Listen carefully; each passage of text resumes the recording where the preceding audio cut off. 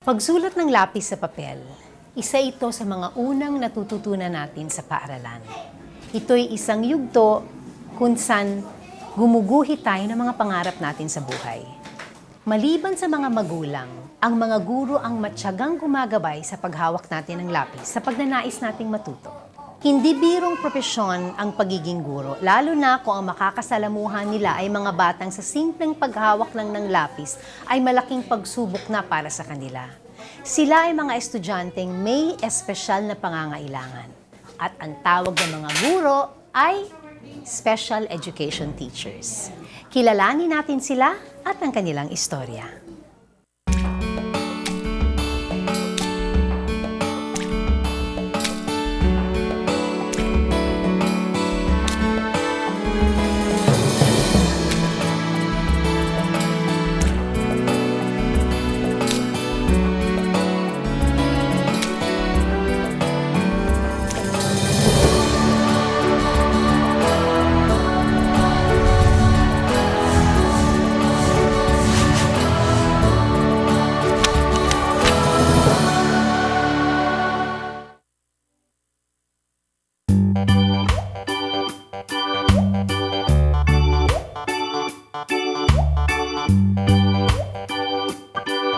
Teacher Belle, give us your history. Alam ko kasi before you became a SPED teacher, nagturo ka muna ng preschool na not special children. Tama ba? Oo, actually before, nagturo ako sa private school ng kindergarten. Okay. And then, nagturo ako sa grade school, grade 1 yung hawak ko nun before, nung nalipat ako sa public school. Okay. And at that time, nagpa-part-time pa ako sa college. So what were you teaching naman in college? Psychology yung course eh. Because that's what you finished ba? Is it AB? That's my AB bachelor, BS Oh, Psychology. BS Psychology. Okay. So kaya ako na linya dito sa SPED. Siguro dahil psychology yung background ko. Pero, before you decided, so after ka nagturo ng college, naging SPED teacher ka na? No, not yet. Not yet. Preschool pa lang. Preschool first, and then? And then nagkaroon lang ako na exposure dito nung one of the seminars na inatenan namin nung principal ko. Okay. Meron kaming na-encounter na kid. Okay. Actually, that school is in Makati. Okay. Tapos nagulat ako, yung principal ko, after ng session, nag-CR siya. Tapos pagbalik namin hinihintay ko siya dun sa session hall, bakit wala pa? Pagpasok ko sa CR, paglabas niya, umiyak siya.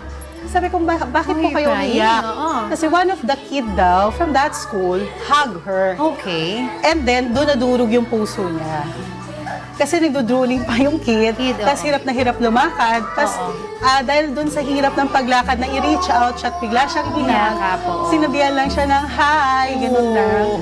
Parang naano na siya noon, naantig siya noon. At sabi niya sa akin, pagbalik natin sa school natin, sa station natin, mag-open tayo ng school, ng classes for special kids. Okay. Now, when you decided na you wanted to have that, what are the things that a regular teacher needs to learn to become a SPED teacher? Okay. Medyo mahabang proseso ba yan? Tell us about it. Actually, before, basta willing ka lang. Okay.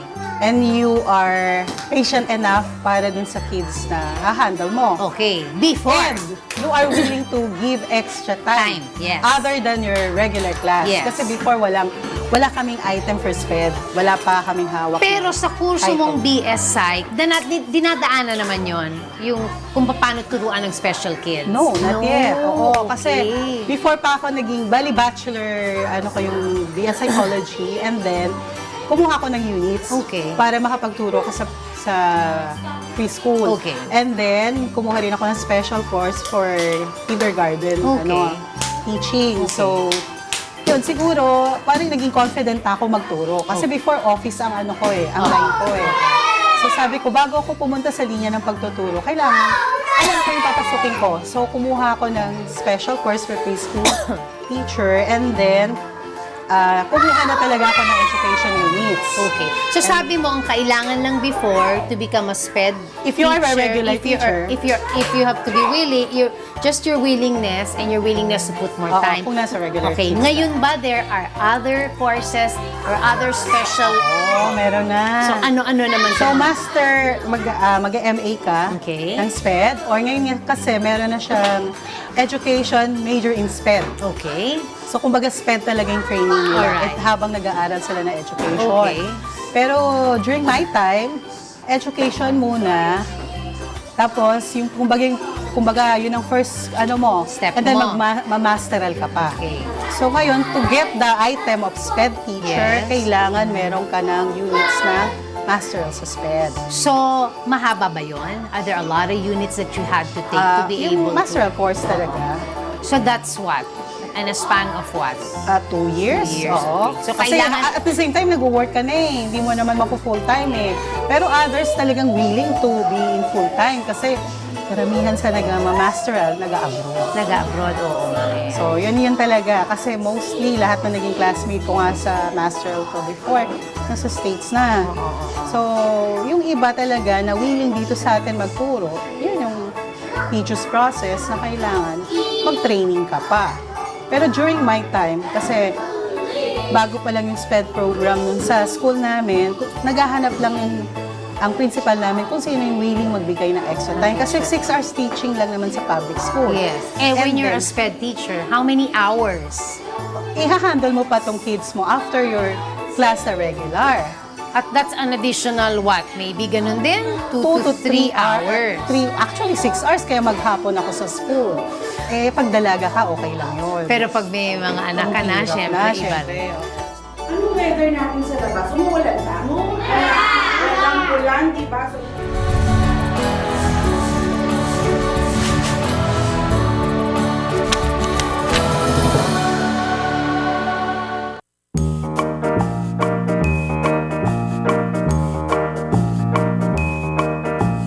Okay, Teacher Jane, you are an occupational therapist. So, ilang years yan as a course? Ang course is what?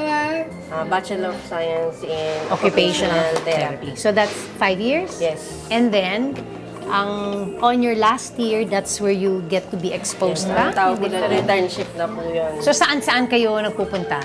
Different hospital, different institution. We go in, Veterans Hospital, Okay. Mental Hospital.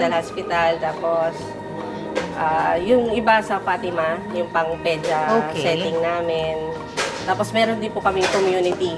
Nag-community ako sa Bustos, sa Bulacan. Okay. We do different houses. We go on different houses ng kung saan yung client namin. Okay. Yung may mga stroke, yung mga ganun po. So, Yun talagang- po yung community namin. Talagang all kinds, no? Oo. You were telling me earlier na, what is his name again? Josh. Si Josh ay estudyante mo na 3 years ago bago dito sa SPED. Okay. So, ang kanyang condition, he has mild autism. Okay. So, pag sinabi mong mild autism, or even if it's severe o usually kailangan talaga ng occupational Opo. therapy.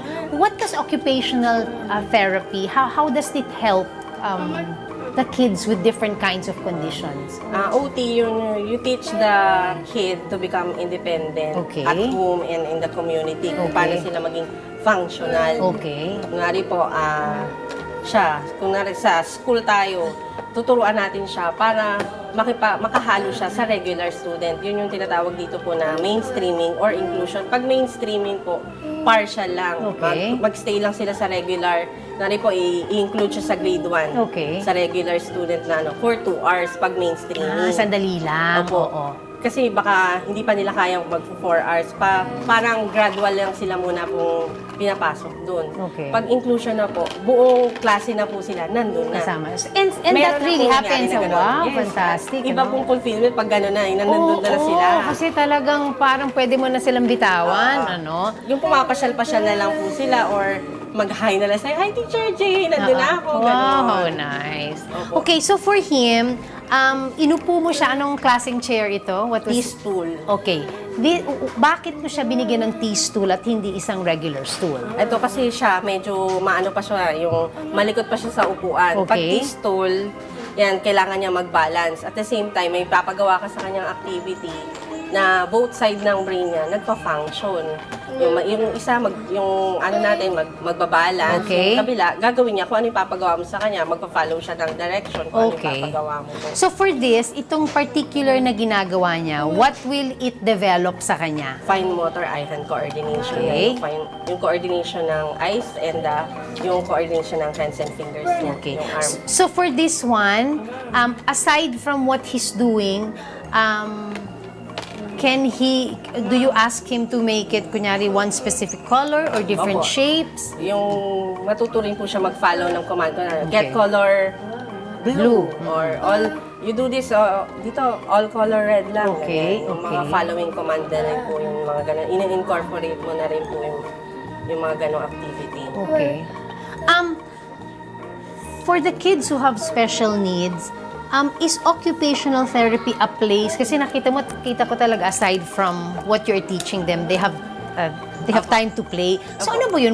Is that because most of them have so much energy and they have to Yes. be able to use it? Kung Kasi- sobrang hyperactive talaga yung bata, more on movement Naman. therapy yung papagawa mo sa kanya. Okay. Yung sa kabila po, yung magpapa-treadmill ka, magpapa-obstacle ka doon, yung lulusot sila sa tunnel, Okay. mag-jumping. Yung mas nagagawa namin doon yung treadmill. Marami, more 10 minutes, magte-treadmill sila, iba yung speed. In an hour, aside from this, kunyari, pag natapos niya na yan, you ask him to do something else? Apo, For paparetain ko example. yan sa kanya, tapos kukuha ko ng isang activity isa pang activity.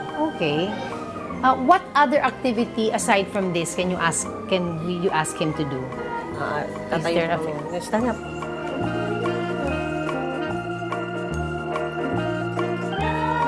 Teacher, mahirap ba mag-OT?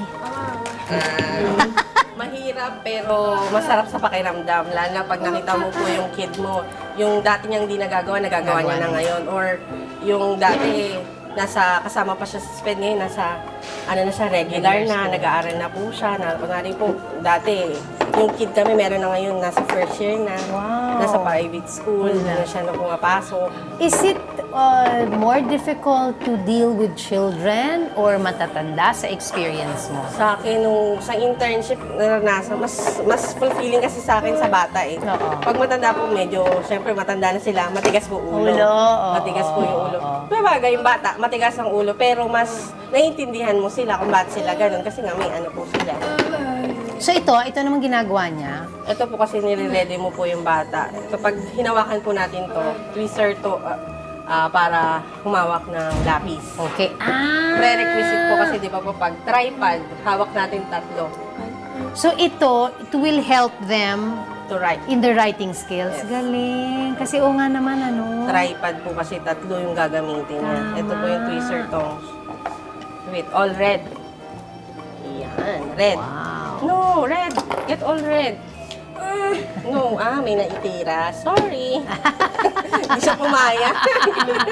Yan, mga OBC rin kasi sila. Red only. All red. All red. No. Get all red. Get red. Red. So ito, aside from helping them with the writing skills, focus also? Opo. Oo. Tapos, ini-incorporate mo na lang din po yung sorting according to color. Ayun, tama, no? Yan. Good job. Importante sa kanila yan. Yung mga pinipraise sila. Siyempre, Kahit no? nila yan. At saka Good job, talaga namang finish. good job. Tignan mo naman, no? They sort according to color. Yan. Ito naman po, ganun din. Pero more on ano naman po, yung sorting din po. Pero ini-string niya na po yung kung ano yung papagawa mo sa kanya. Okay, and Ano? Quiet hands first. Quiet hands. isi-string You wait. nila. Okay. Kaya swerte po yung mga bata ng Valenzuela na may ganitong project yung government. Fantastic, ano? Tapos yung mga gamit nila, imported. Oo. Tapos Tsaka baga kompleto na Opo. gamit. Tapos yung kompleto din po yung nag-work as a team talaga. May speech, may PT, yes. may SPED teacher, may neurodevelopmental. Ito. Dami pala niyan, ano? Opo. It's a team, no? Yes. It's a team effort. So kailangan niyang i-string All yan. red. All right. Do it. All red. So, sort niya according to color. it's important talaga that they're working with their hands, no? Aside from kung ano yung tinuturo. Kasi no? hindi lang hands, pati eyes nila. Lahat, nag-work. coordination. Opo. Yes.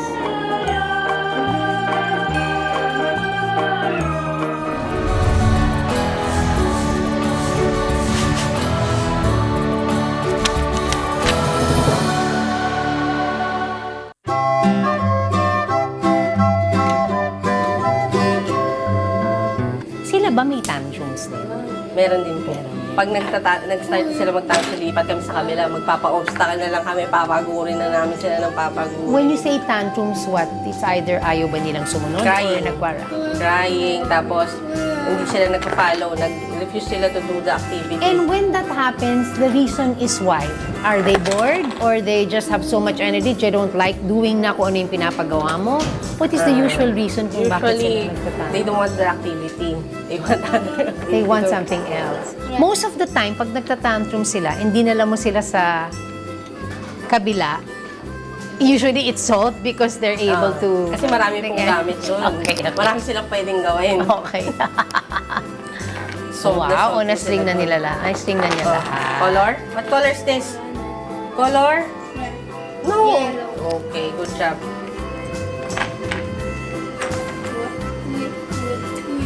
White mouth. Good job si Josh. Oo. At ang tagal niya na nakaupo. Na Oo hindi niya nga namamalayan. Hindi niya namamalayan. Ang galing, no? There's a specific reason for that chair. Meron pa pong Fantastic. isa. Wedge board naman po. Ano naman yun? Dito po mag-improve yung concentration, attention, yung fidgeting nila, yung sobrang likot kasi magbabalance ka rin para hindi palaging, hindi ganito lang. Minsan kasi 30 minutes lang kami magaganito tapos another 30 minutes sa Okay. wedge board na gumagawa din po ng activity. Galing, ano? Opo. Multifunctional. Opo. Bakit kailangan may music, teacher? Okay. Is that Yung integral music for calming effect po kasi yan. Tapos meron din yung parang umiilaw na po na yun. Meron po yung aroma. Yung scent po na yan, lavender scent for calming effect. Yan, parang pang spa po yun for calming effect po kasi. Yes. Ang galing, no? Opo. Talagang it's an entire experience for them, no?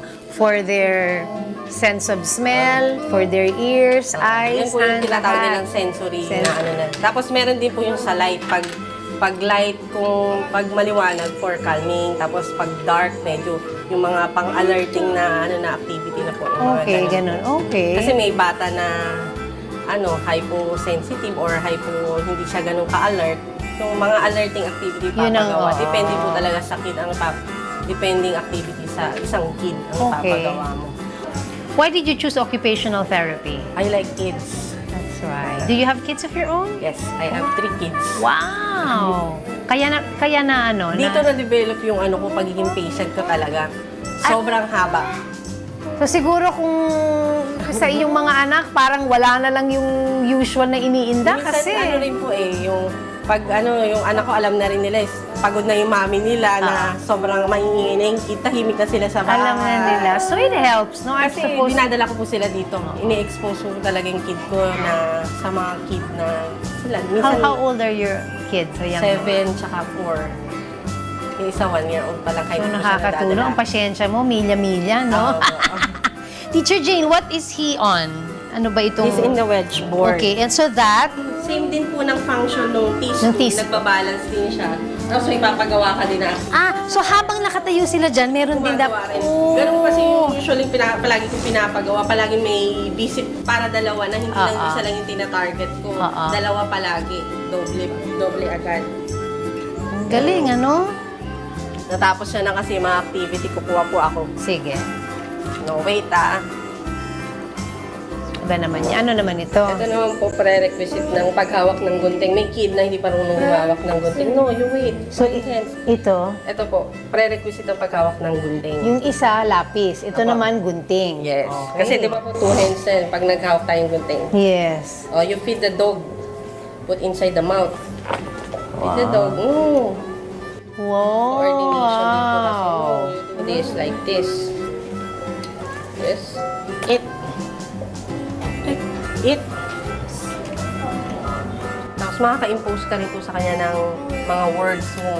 eat. Yes, at the same time. Inside. Yes.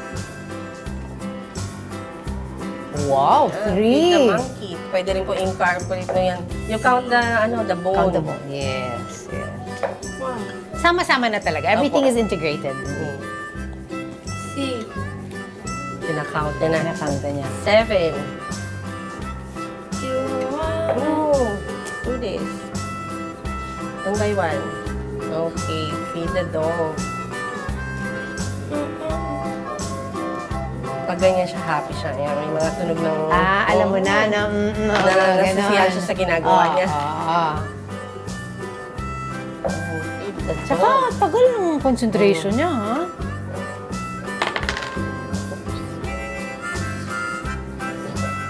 Tsaka hindi niya po nararamdaman talaga na nandun siya. Kala niya nakatayo lang po siya. Hindi niya alam, nasa wedge board pala siya. Pero sa umpisa, mahirap ba ito for Opo, them? opo. Oo, kasi just to balance. magbabalance no? ka eh. Oo.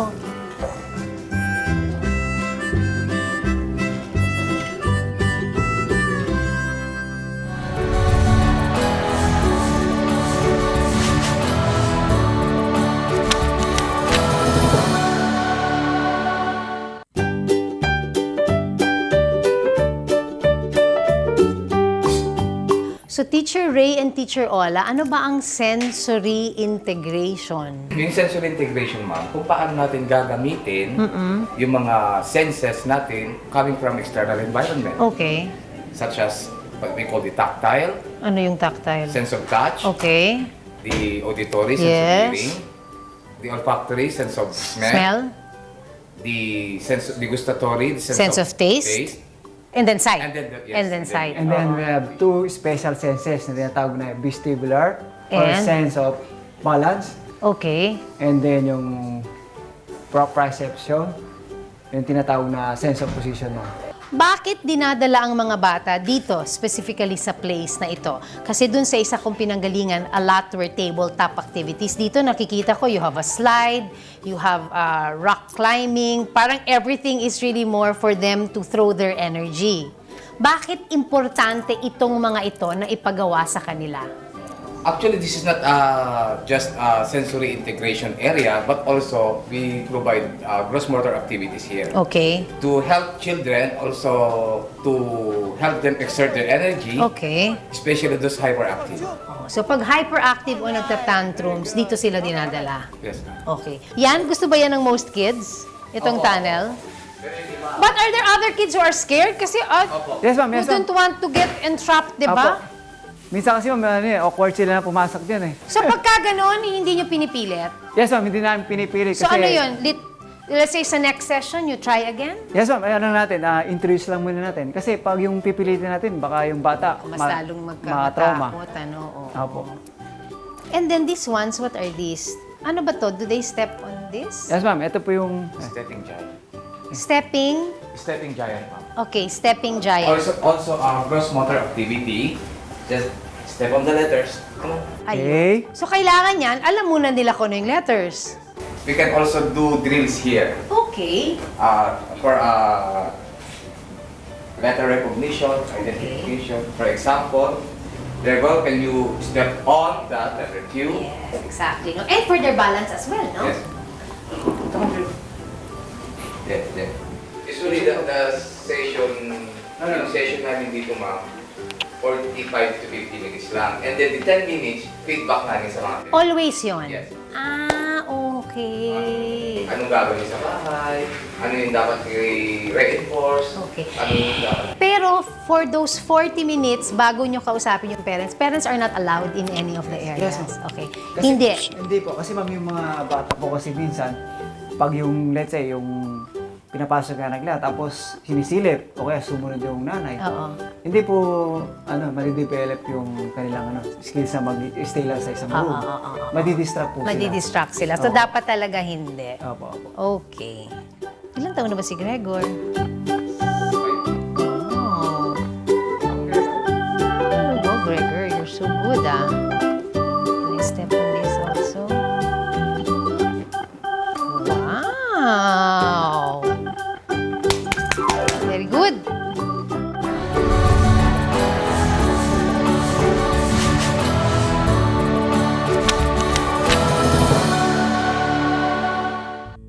ano ang hirap sa pagiging SPED teacher? What are the challenges? Because teaching regular kids is already a challenge, di ba? What are the extra challenges that a special education teacher goes through on a regular basis? Oh, actually, sa regular, you will handle 40 students or 50 students in a Yes, class. Kasi pag public school, Ah, gano'n. ganon. Pero sabi nga ng mga public school teachers na kasama ko, actually, mga co-teachers ko, sabi niya, Teacher Bel, katumbas ng isang bata mo, 10 bata. Dito na rin ako sa regular. Tama rin naman kasi yun. Almost talaga. Kasi yung attention na ibibigay mo sa isang kid, doble-doble. Hindi po pwedeng nagbigay ka ng instruction, finished. Hindi, no? Hindi pwede. Kasi yung, kumbaga, lahat gagawin mo para yung attention niya makuha mo. Lahat gagawin mo para ma-focus mo siya doon sa ginagawa niya. At lahat gagawin mo para makuha niya yung sinasabi Kung ano mo. yung good. At hindi lang isang beses mong gagawin. Paulit-ulit. And of course, in a group, itong number na ito, usually, yan na ba yun? Ano ang limit mo? Actually, nung nandun ako class? sa previous school ko, I have 12 kids in a class. Madami na yun. Madami, sobrang dami talaga.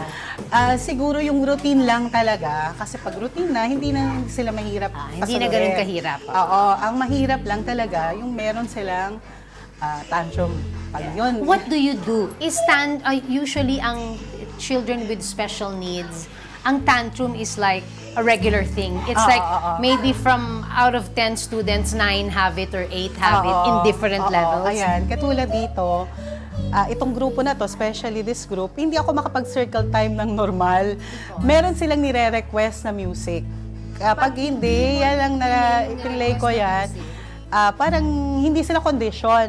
So in other words, parang mas mahirap mong ipaintindi sa kanila ang gusto mong ituro for that particular day. So Okay. parang masayahan muna sila. At the same time, pine-prepare ko yung activity para sa kanila. Alright. Pine-prepare ko sila. So binibigyan ko na lang ng time to. And then at saka na lang kami After, mag-start. they become more receptive. Yes, oo. Pag una mo silang tinuturuan, Teacher Bel, kunyari unang dating, first day of what do you do? How are you able to, with the skills of being a SPED teacher, masasabi mo ba na, naku, tong batang to, medyo hindi ko kaagad malalapitan ito. Medyo, will you be able to tell right away what they need individually? Actually, before naman namin sila i-group, nire-require namin yung parents ng assessment.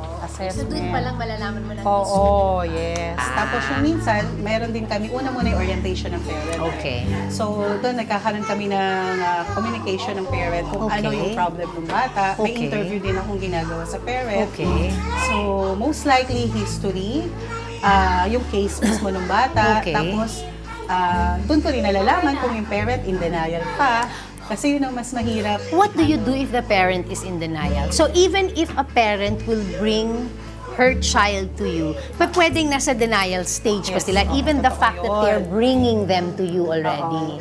Actually, ang dami kong ganong case. So what ang do you hirap do? tulungan pag in denial. Tsaka syempre, pag uwi nila sa bahay, sila yung magko-continue Yes. more or less ng ginagawa Yes, niyo. oo. So what do you do if a parent is in denial? How do you Actually, handle siguro them? yung constant communication sa parent. Okay. Nagmi-meeting kami, tsaka yung exposure. Minsan dun sa meeting namin, nagdi-discuss kami ng mga topics. Okay. Kung saan ma-open yung mind nila na kaya siguro yung parents dito is very, kumbaga broad-minded na sila. Alam na nila na their kids need therapy. Yes. Kaya kasi kung hindi, sinasabi na namin na hindi kami nagmimilagrong teacher. We cannot make your kids an engineer, an Yes. architect. Yes. So let's face it, ito talaga ang meron sila. Ito talaga yung kakayanin nila. I-enhance na lang natin. So, as a SPED teacher, what is your basic goal for them, even if they have different needs? Na sana pagdating nila sa certain age, they are able to what? To become independent. To become in. So that is taking care of themselves, Yes. dressing themselves up, hygiene. yes, oh. everything. In other words, being functional. Yes, oo, Yes. precisely. Kasi kung minsan yung parents mismo, isang dahilan kung bakit nagiging retardate yung bata. Kasi nga, because What are the Ganun usual na. causes? Ano ang hindi dapat ginagawa ng isang parent or isang loved one when their kids have special needs? May mga no-nos ba na sana dapat hindi ganito to help Oo, them? oo. Actually, hindi naman sana. Kung hindi siguro lang, ang makakatulong sa kanila is for them to accept muna. That's the first, The first, of course. yes. Oo. Kasi kung may acceptance tayo, hindi natin din ilalagay yung anak natin as meron siyang kapansanan. Okay. So, alam na natin yung kalagayan niya. So, yung kapansanan niya, isasantabi natin. Yes. Ang aim natin is matrain natin siya Yes. sa own face niya. Okay. Hindi natin pwedeng sabing mabilis siyang matuto dahil alam natin yung naging kakulangan. So, ang gagawin lang natin siguro, unti-unti, itatrain natin. Pero hindi natin gagawin lahat para sa kanya. Oo. Let's say, for example, napakasimple. Iinom yung bata. Sisigaw yung bata ng magmemuestra Yes, kasi ang gusto mo most of uminom. them non-verbal. Yeah. So, hindi nila masabi yung gusto nila ng Yeah. water. So, mamam or gaganyan sila. Ah. So, si mami magmamadaling kumuha. So, train natin silang kumuha ng sarili nilang kailangan. Let them. Oo, let them be able Yung mga to do simple lang yon, pero isang bagay yon na pinapakita natin na yung pagmamahal natin, hindi sa paraang tayo lahat ang gagawa para sa kanila. Kasi gusto natin matuto sila ng independently. Pag wala tayo, paano pag gusto nila? Magta-tantrum sila dahil hindi nila ma-reach yung gusto nila, hindi nila magawa. Yes. So, ang bata kasi, nagkakaroon din siya ng satisfaction. Mapapansin mo yung pag nagawa niya yung isang bagay, na hirap siya. Tapos nakita niyang nagawa niya. Parang sobrang wow, saya accomplishment. siya. Yes. So, for me, I ganun suppose din. it's the same for you, no? Yes, If sobrang bonggang ligaya talaga. Alam mo yung hindi siya nagsasalita nung pumasok siya before, na hindi kayo magkaintindihan. Tapos nagugulat ako yung mga naririnig niya is yung flower, nasasabi niya. Ganyan. Ay, naku, Para sa inyo, that is such a big milestone. fulfillment. Really, milestone talaga. Yes. Tapos ano pa siya, makikita mo habang binibigkas niya, nakasmile siya, tapos parang nakatingin siya sa akin. Na para pang, hey, kaya ko na, "Ma'am, oo, I teacher." can say it." Parang Yes, ganon. So talagang milestone na. So hindi, kaya nga sabi ko dun sa mami, unti-unti. Sabi ko, unti-unti. And of course, lahat sila, even naman kids without special needs, they have their own parang time frame. Yung mga iba, mas matututo nito kaagad. Oo. Yung iba naman medyo, ay, teka, paulit-ulit. So, Oo. mas lalo na sila, di Yes, ba? of course.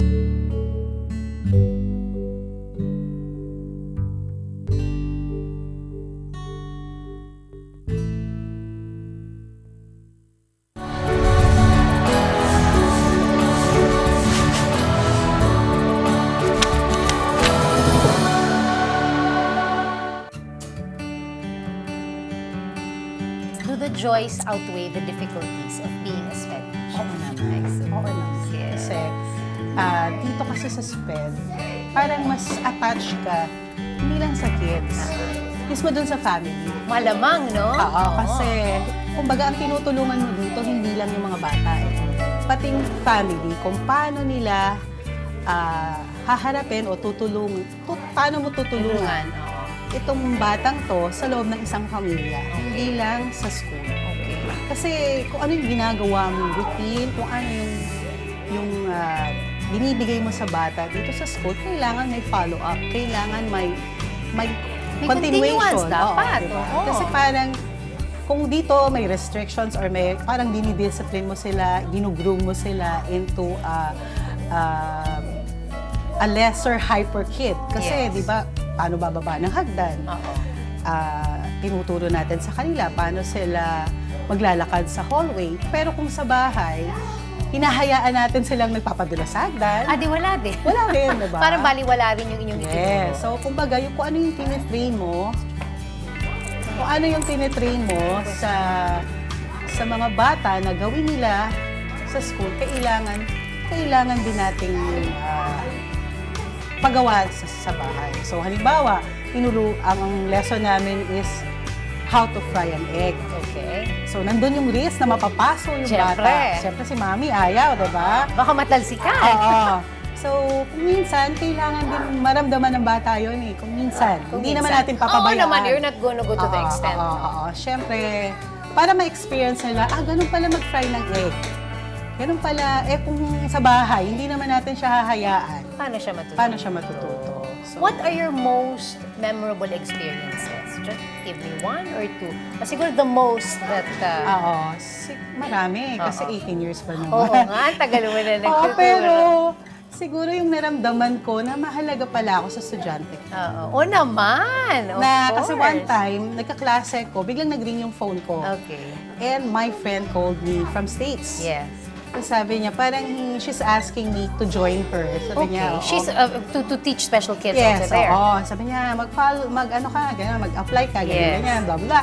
Sabi ko, ha? Tapos yung estudyante ko na nasa harap ko, nakatingin, nakikinig pala sa akin. Hindi Oo. ko alam. Oo. Sabi ko, I have a class right now. Sabi ko, later na lang tayo mag-usap. Mag-usap, oo. Tapos, since siguro magkaiba ng oras, so yun yung convenient time para niya ako tawagan.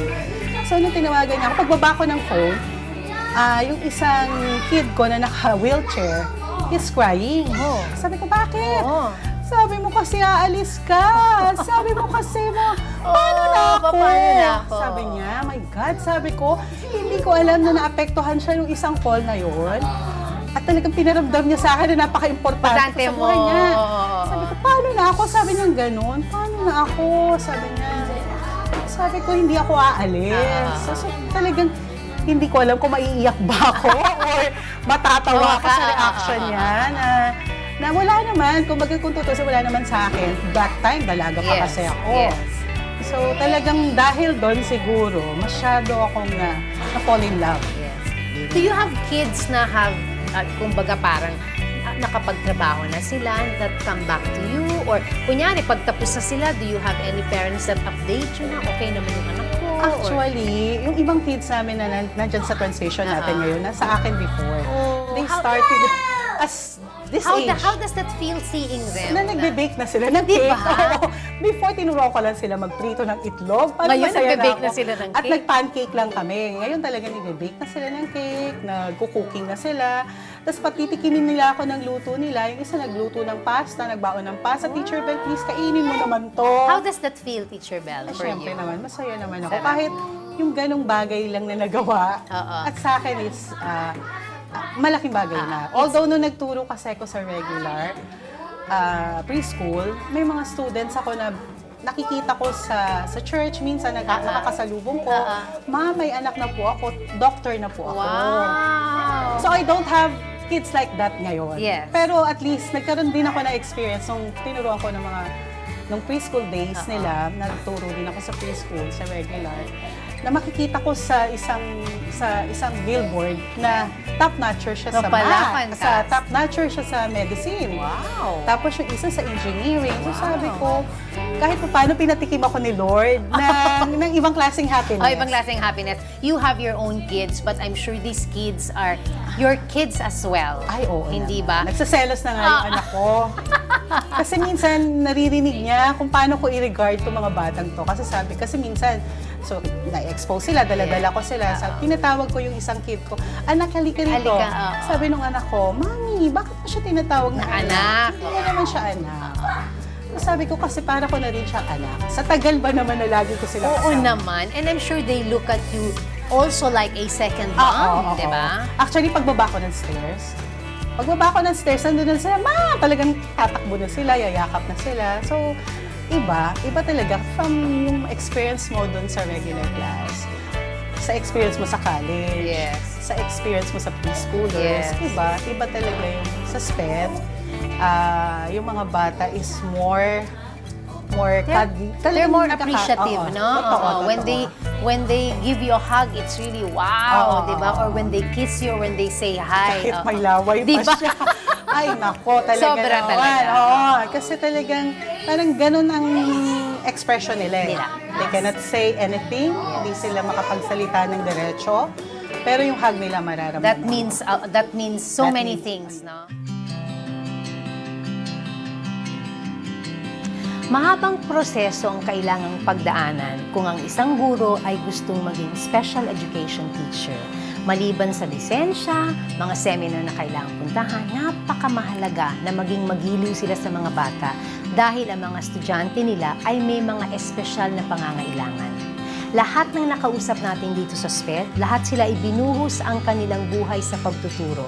Hindi matatawaran ang kanilang pagmamahal at dedikasyon sa kanilang propesyon. Makahawak lang na maayos ang kanilang mga estudyante ng lapis, sobrang ligaya na nila. Sapagkat ang kwento ng isa, malayo man sa iba, ay tiyak na karugtong pa rin ang pinagtagpi-tagping mga kabanata sa bawat istorya ng buhay natin. Ako po si Jackie Lu Blanco at ito ang istorya.